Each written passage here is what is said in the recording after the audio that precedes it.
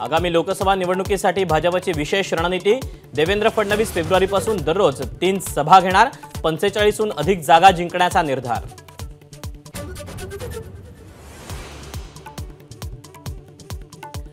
ऊर्जा मंत्री म्हणून चांगलं काम केलं तरी पक्षानं मला घरी बसवलं। आमदार खासदारांना सूचना करताना बावनकुळेंचं मोठं वक्तव्य।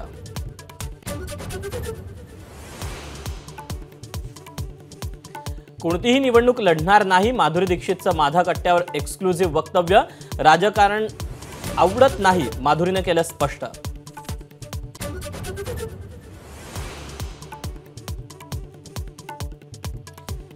आता सरकारनं गोळ्या घातल्या तरी मागे हटणार नाही, जरांगेंचा निर्धार। वेळेत आरक्षण दिलं तर मुंबईला जाण्याची वेळच येणार नाही, जरांगेंचं वक्तव्य।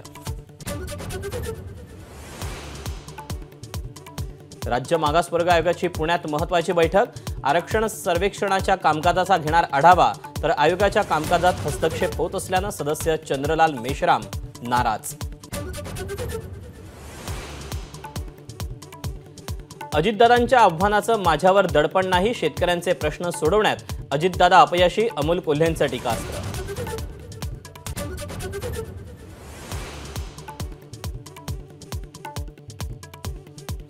शेतकऱ्यांच्या प्रश्नांसाठी अमोल कोल्हेंच्या नेतृत्वात आक्रोश मोर्चा। 30 डिसेंबरला मोर्चा पुणे जिल्हाधिकारी कार्यालयावर धडकणार।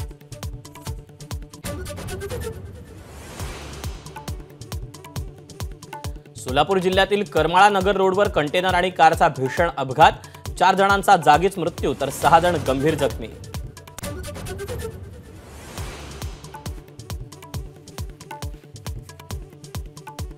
दोन वर्षाच्या मुलाला इनोव्हा कारनं चिरडलं, चिमुकल्याचा जागीच मृत्यू। कर्नाटकच्या बिदरमधली घटना।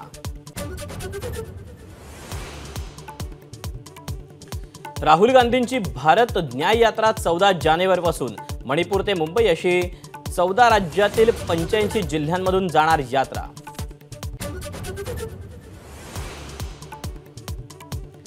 राहुल गांधींनी घेतली कुस्तीपटूंची भेट। हरियाणातील छारामध्ये जाऊन पैलवानांशी संवाद साधला, तर राहुल गांधींची बजरंग पुनियासोबत कुस्ती।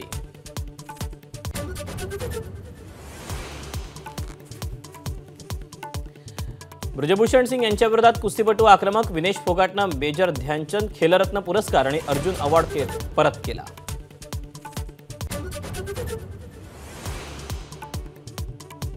काश्मीरची अवस्था गाधासारखी होईल, फारुख अब्दुल्ला यांचं विधान। तर काश्मीर संदर्भात पाकिस्तानशी तुम्ही चर्चा का करत नाही, अब्दुल्ला यांचा मोदींना सवाल।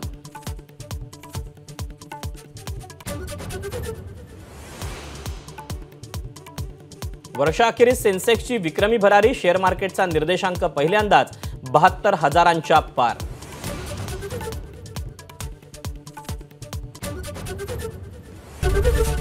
एबीपी माझा, उघडा डोळे बघा नीट।